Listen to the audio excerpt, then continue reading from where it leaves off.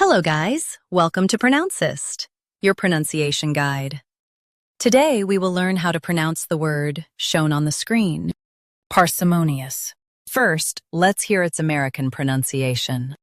Parsimonious, parsimonious. Now, read the syllables of U.S. pronunciation shown on the screen naturally.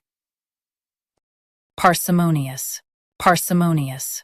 Now, let's focus on British pronunciation of this word. Parsimonious, parsimonious. Now, read the syllables of British pronunciation shown on the screen naturally. Parsimonious, parsimonious. U.S. par, U.K. pa. Same rest. Practice repeatedly and you'll soon be able to say this word perfectly.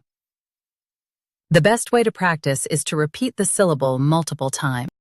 The meaning of the word is showing too much careful saving.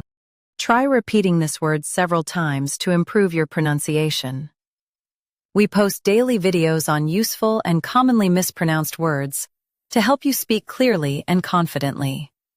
Like this video and subscribe to Pronouncist for more pronunciation guides. Thanks for watching us.